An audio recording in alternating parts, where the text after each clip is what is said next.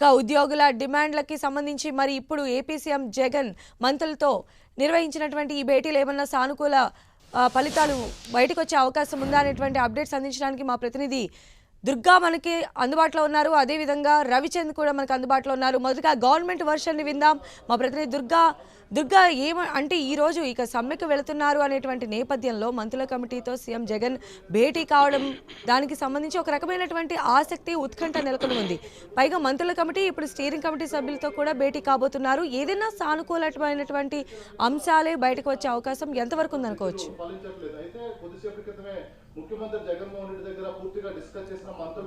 సంధ్య కీలకమైనటువంటి పరిణామం ప్రస్తుతం చోటు చేసుకోబోతుందని చెప్పాలి. ఎందుకంటే పీఆర్సీ వివాదానికి సంబంధించి గత కొద్ది రోజుల నుంచి కూడా జరుగుతున్నటువంటి ప్రభుత్వం వెర్షన్, అదేవిధంగా ఉద్యోగుల వెర్షన్ రెండూ కూడా ఒకరిపై ఒకరు వ్యాఖ్యలు చేసుకుంటూనే ఉన్నారు. కానీ ఈ సమస్య ఎక్కడ కూడా కొలిక్కి వస్తున్న పరిస్థితి అయితే కనిపించలేదు. అయితే ఈరోజు జరిగినటువంటి కీలక సమావేశం సీఎం జగన్మోహన్ రెడ్డి మంత్రుల కమిటీతో ఒక కీలకమైనటువంటి సుదీర్ఘ సమావేశం నిర్వహించారు. దీనిలో అనేక అంశాలకు సంబంధించి చర్చించడం జరిగింది. ముఖ్యంగా ఉద్యోగులు గనక సమ్మె బాట పడితే ఏ విధంగా ప్రత్యామ్నాయ ఏర్పాట్లు చేయాలనే దానిపైన చర్చించడంతో పాటు ఉద్యోగులు సమ్మెకు వెళ్లకుండా ఆపాలనే అంశానికి సంబంధించి కూడా ప్రధానంగా చర్చ జరిగింది. అయితే ఉద్యోగులు ప్రధానంగా డిమాండ్ చేస్తున్నటువంటి హెచ్ఆర్ఏ అలాగే ఐఆర్ రికవరీ అంశానికి సంబంధించి కొత్త ప్రతిపాదనలు తీసుకుంటూ మంత్రుల కమిటీ సచివాలయానికి కొద్దిసేపటి క్రితం బయలుదేరి వెళ్ళింది. ఉద్యోగ సంఘాల నేతలకు కూడా ఏదైతే స్టీరింగ్ కమిటీ ఉంటుందో ఆ స్టీరింగ్ కమిటీ సభ్యులకు కూడా సమాచారం ఇచ్చారు.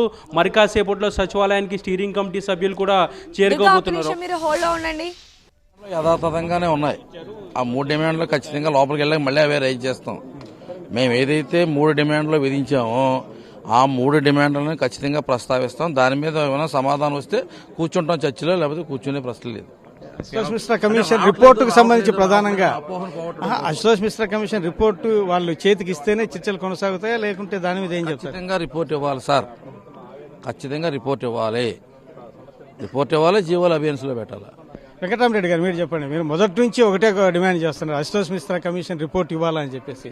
దాని మీద మీరు స్టాండ్ అయి ఉంటారా, లేకుంటే దానికి సంబంధించి ఏమైనా కొంచెం బేరసారాలు జరిగే అవకాశం ఉందా? మేము ఇప్పటి వరకు అయితే స్టీరింగ్ కమిటీ ఒపీనియన్ అదే, ఆ కమిషన్ రిపోర్ట్ తీసుకున్న తర్వాత మిగతా అంశాలు చర్చించాలని. సరే, మంత్రుల కమిటీ పిలిచింది, మమ్మల్ని ఆహ్వానించింది. వాళ్ళు ఏం చెప్తారో చూద్దాం. వాళ్ళు చెప్పేదాన్ని బట్టి మేము ఫర్దర్గా నిర్ణయం తీసుకుంటాం. అయితే అశోక్ మిశ్రా కమిషన్ రిపోర్ట్ ఇవ్వాలనేది గతంలో జరిగిన సాంప్రదాయమే తప్ప కొత్తగా ఏం కాదు. అది ఇవ్వాల్సినటువంటి పద్ధతి కూడా ఏం లేదు. అవి రికమెండేషన్స్ అని చెప్పి ప్రభుత్వం చెప్తుంది కదా. ఇవ్వకూడని పద్ధతి కూడా ఏం లేదు కదా. మీరే అంటున్నారు 50 ఏళ్ళ నుంచి ప్రతిసారి ఇచ్చిండ్రు. ఇచ్చే పద్ధతే ఉంది కానీ ఇవ్వకూడని పద్ధతి ఎక్కడుంది? కాబట్టి ఇప్పుడు ప్రభుత్వం దాంట్లో ఇంపార్టెంట్ ఇష్యూస్ అని చెప్పినామన్నారు. చెప్పిన తర్వాత దాన్ని ఎందుకు పక్కన పెట్టాలి? మీరు పక్కన పెట్టడం వల్ల ఇంకా ఏదో ఉందనే అపోహ కలుగుతుంది ఉద్యోగులందరికీ. దాన్ని బయట పెడితే అందరూ సంతృప్తి చెందుతారని ఆశిస్తున్నా. ఇప్పుడు చూద్దాం, బొప్పరాజు ఉన్నారు. బొప్పరాజు అడిగి తెలుస్తున్నా. బొప్పరాజు గారు మీరు చెప్పండి. ఇప్పుడు పరిస్థితి చూస్తే ఇప్పుడు నెక్ దాకా వచ్చిన తర్వాత ప్రభుత్వం ఉన్నట్లుండి మిమ్మల్ని ఆహ్వానించింది. సరే, ఈ దీంట్లో ఏమైనా దీనికి మీకేమన్నా ఆశాభావం ఏమైనా ఉందా? మాకేం ఆశలు లేవు. ఇప్పటికే 10-15 సార్లు చర్చలు జరిగినాయి. వాళ్ళు ఓపెన్ మైండ్తో వస్తే మేము చర్చలకు సిద్ధమని ఇప్పటికే చెప్పున్నాం. మరి ఇప్పుడైనా వాళ్ళు ఓపెన్గా ఏదైతే సమస్యలు పరిష్కరిద్దామని వస్తే మాకు అభ్యంతరం లేదు. అలా కాకుండా ఏదో చాయ్ బిస్కెట్ లాగా వచ్చేసి కూర్చోబెట్టి అధికారాలు ఏమి లేకుండా మళ్ళీ మాట్లాడి చెప్తామని మళ్ళీ లేచి వెళ్ళిపోతున్నారు. గతంలో జరిగింది అదే, ఇప్పుడు అదే జరిగిద్దామని కూడా మాకైతే ఎక్కడ కూడా పూర్తి విశ్వాసం అయితే లేదు. అశోక్ మిశ్రా కమిషన్ రిపోర్ట్ ఇప్పుడు కూడా మీరు డిమాండ్ చేస్తారా? ఎటువంటి పరిస్థితుల్లో నివేదిక చేతికి ఇవ్వాల్సిందే. మాకు ఇచ్చిన తర్వాతనే మిగిలినటువంటి అంశాల మీద చర్చ. అంటే ఇప్పుడు ఒక విషయం, ఇప్పుడు ఎందుకంటే ఇంకా కొన్ని సండే తర్వాత ఇంకా అర్ధరాత్రి నుంచి రేపు అర్ధరాత్రి నుంచి చెప్పాలంటే కనుక మీరు సమ్మేళనకు వెళ్తామని నోటీస్ ఇవ్వడం జరిగింది. ఇంకా నెక్ ఆఫ్ ది మూవ్మెంట్ లో ఉన్నారు ఇప్పుడు పరిస్థితి చూస్తే.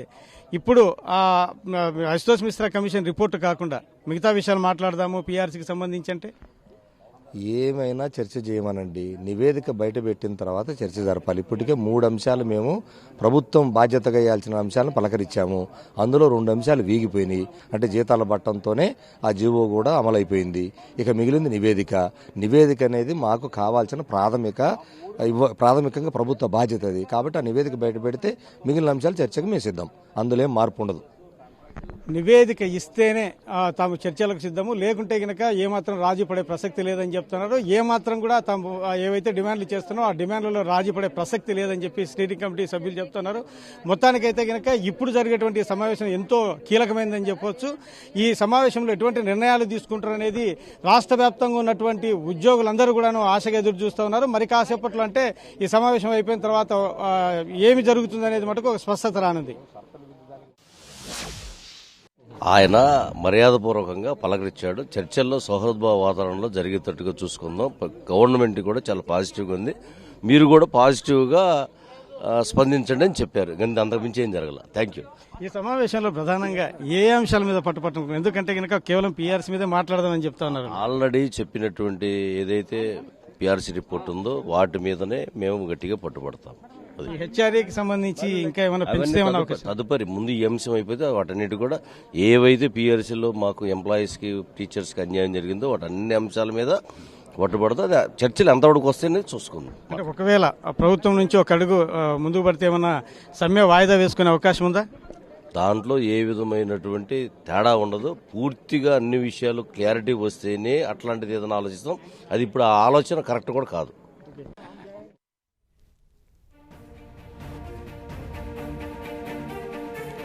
సో మనం చూస్తున్నాం ఉద్యోగ సంఘాలు అయితే చాలా క్లియర్గా చెప్తూ ఉన్నాయి. మరోవైపు మరిన్ని అప్డేట్స్ కూడా అందించడానికి మా ప్రతినిధి దుర్గా మనకు అందుబాటులో ఉన్నారు. దుర్గా, మనం వింటూ ఉన్నాం ఏదైతే వాళ్ళు ఫస్ట్ నుంచి చెప్తున్నటువంటి 3 డిమాండ్లు ఉన్నాయో 3 డిమాండ్లకు కూడా ప్రభుత్వం సానుకూలంగా స్పందిస్తేనే వాళ్ళు ఏదైనా డెసిషన్ తీసుకుంటామని చెప్పి ఇప్పటికి కూడా కరాఖండిగా చెప్తున్నటువంటి పరిస్థితి ఉన్న ఈ నేపథ్యంలో గవర్నమెంట్ నుంచి ఎలాంటి ప్రకటన వచ్చేటువంటి అవకాశం ఉంటుందనుకోవచ్చు?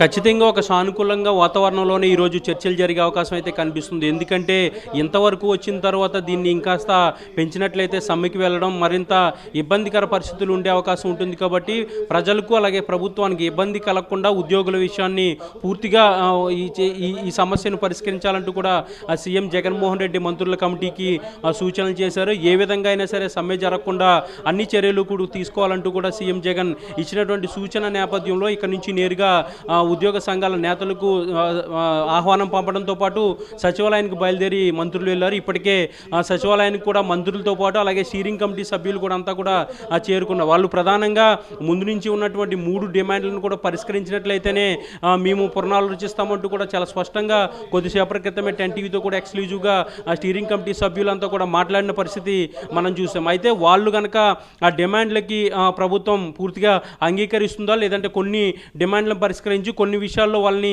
ఒప్పుకునేలా బుజ్జగిస్తుందా అనేది కూడా మరి కాసేపట్లో తెలియాల్సిన ఉంది. అయితే ఇప్పటికే కొన్ని అంశాలకి సంబంధించి ముఖ్యంగా హెచ్ఆర్ఏకి సంబంధించి ఇప్పటికే జీతాలు ఆల్రెడీ వేసేశారు. కాబట్టి దానికి సంబంధించి పునరాలోచించే ఆలోచన అయితే ప్రభుత్వానికి లేదు. దానికి సంబంధించి టెక్నికల్గా కూడా కుదరదంటూ కూడా ఇప్పటికే ప్రభుత్వం చెప్తున్న నేపథ్యంలో మిగిలినటువంటి అంశాలకు సంబంధించి ఎలాంటి హామీ ఏదైనా ఇవ్వడానికి ప్రభుత్వం సిద్ధపడిందనే దానిపైన కూడా మరి కాసేపట్లో తెలిసే అవకాశం కనిపిస్తుంది. ముఖ్యంగా సమ్మెకి వెళ్లే పరిస్థితి లేకుండా చూడాలని సీఎం జగన్ సూచన ఇచ్చిన నేపథ్యంలో ఆర్థిక శాఖ అధికారులు అలాగే మంత్రులు కూడా ఈరోజు ఉదయం నుంచి కూడా పూర్తి స్థాయిలో కసరత్తు అంతా చేసిన తర్వాత ఈరోజు సాయంత్రానికి ఒక నిర్ణయానికి వచ్చి ఉద్యోగ సంఘాల నేతలకి సమాచారం ఇచ్చారు. మరి కాసేపట్లో ఆ సమావేశం సచివాలయంలో ప్రారంభం కాబోతుంది. అయితే ఒక సానుకూల వాతావరణంలో చర్చలు జరుగుతాయని భావించాల్సి ఉంటుంది. ఎందుకంటే ఇది ఒక ఫైనల్ స్టేజ్కి వచ్చింది. మరొక 2 రోజుల్లో సమ్మెకి వెళ్లేందుకు ఉద్యోగ సంఘాల నేతలు అన్ని ఏర్పాట్లు కూడా చేసుకున్న పరిస్థితి. నిన్న చెలో విజయవాడ కార్యక్రమాన్ని కూడా పూర్తిగా విజయవంతం చేసిన నేపథ్యంలో మరింత జోస్తో ఉద్యోగ సంఘాల నేతలంతా కూడా ఉన్న నేపథ్యంలో సమ్మెకి వెళ్ళినట్లయితే కూడా అనేక ఇబ్బందులు వస్తాయి. ప్రభుత్వానికి ఉద్యోగులకి మరింత గ్యాప్ పెరుగుతుంది. కాబట్టి ఈ సమస్యను ఇక్కడితో పులి స్టాప్ పెట్టాలని ప్రభుత్వం నిర్ణయం తీసుకున్నట్టుగా మనకి తెలుస్తుంది. అయితే దానికి సంబంధించి చర్యలు తీసుకోవాలని సీఎం జగన్మోహన్ రెడ్డి ఇప్పటికే మంత్రుల కమిటీకి చెప్పినట్టుగా తెలుస్తుంది. అయితే ఏదైతే అవకాశం ఉంటుందో అంతవరకు చేయాలని ఇప్పటికే చెప్పారు. దానికి సంబంధించినటువంటి కసరత్తు అంతా కూడా ఉదయం నుంచి జరుగుతుంది. అయితే మరొక పక్క కోవిడ్ కారణంగా రాష్ట్ర ఆర్థిక పరిస్థితి అనేక ఇబ్బందికరంగా ఉంది. కాబట్టి వాటి విషయాన్ని కూడా గతం నుంచి కూడా చెప్పుకొస్తున్నారు. మరొకసారి ఈ అంశాలన్నీ కూడా ఉద్యోగ సంఘాల నేతలకి చెప్పాలంటూ కూడా సీఎం జగన్ ఇచ్చినటువంటి సూచనలతో మరి కాసేపు సమావేశంలో ప్రారంభం కాబోతుంది. కాబట్టి ఈ సమావేశంలో కీలక అంశాలు చర్చించే అవకాశం అయితే కనిపిస్తుంది. కానీ ఉద్యోగ సంఘాల నేతలు 3 అంశాలు ఖచ్చితంగా హామీలు ఇస్తే దాన్ని అమలు చేస్తేనే మేము ఉద్యమ కార్యాచరణను వెనక్కి తీసుకుంటామని వాళ్ళు చాలా స్పష్టంగా చెప్తున్నారు. దాంతోపాటు ప్రధాన ప్రధానంగా ఏదైతే పిఆర్సీ కమిషన్ రిపోర్ట్ని ఖచ్చితంగా బహిర్గతం చేయాలి, దాన్ని మాకు ఇచ్చిన తర్వాతే చర్చలు ఉంటాయంటూ కూడా వాళ్ళు ఇప్పటికీ చెప్తున్నారు. అయితే ఈరోజు జరిగే మరి కాసేపట్లో జరిగే చర్చల్లో ఎలాంటి అంశాన్ని పరిగణలోకి వస్తాయి, ఏ విధంగా చర్చలు జరుగుతాయి అనేది మరి కాసేపట్లో చేసే అవకాశం కనిపిస్తుంది. పిఆర్సీ కమిషన్ సంబంధించినటువంటి నివేదిక ప్రభుత్వం ఉద్యోగ సంఘాల నేతలకు ఇస్తుందా, దానికి సంబంధించి ఏ విధంగా వాళ్ళకి చెప్తుందనేది కూడా మరి కాసేపట్లో తెలిసే అవకాశం కనిపిస్తుంది. అయితే ఒక తుది అంశానికి చేరిందనే చెప్పాలి పిఆర్సీ వివాదం ఖచ్చితంగా. ఎందుకంటే ఇంతవరకు వచ్చిన తర్వాత ప్రభుత్వం కూడా ఒక మెట్టు దిగైనా సరే ఉద్యోగులతో విరమింపజేసే విధంగా వాళ్ళకి బుజ్జగించాలంటూ కూడా ప్రభుత్వం నిర్ణయం తీసుకున్నట్టుగా మనకి తెలుస్తుంది. ఎందుకంటే సమ్మెకి వెళ్తే అనేక ఇబ్బందులు వస్తాయి, సామాన్య ప్రజలు కూడా అనేక ఇబ్బందులు పడతారు, ప్రజా జీవనానికి కాస్త ఇబ్బందికర పరిస్థితులు ఉంటాయి. మరొక పక్క కోవిడ్ కూడా విజృంభిస్తున్న నేపథ్యంలో ఇలాంటి పరిస్థితుల్లో సమ్మెకి వెళ్ళినట్లయితే అనేక ఇబ్బందులు వస్తాయి. కాబట్టి అటు ప్రభుత్వానికి ఉద్యోగులకి మధ్య దూరం కూడా పెరుగుతుంది. కాబట్టి దీనికి సంబంధించి ఎలాంటి ఇబ్బందులు లేకుండా సమ్మె అనేది జరగకుండా పూర్తిస్థాయి చర్యలన్నీ కూడా తీసుకునేందుకు ప్రభుత్వం అన్ని ఏర్పాట్లు కూడా చేస్తుంది. దానికి సంబంధించి కసరత్తులో భాగంగానే మరి కాసేపట్లో ఈ సమావేశం కూడా ప్రారంభం కాబోతుంది. ఒక సానుకూల వాతావరణంలో ఈ సమావేశం జరిగే అవకాశాలు అయితే చాలా స్పష్టంగా కనిపిస్తున్నాయి. ఝాన్సీ. రైట్ దుర్గా.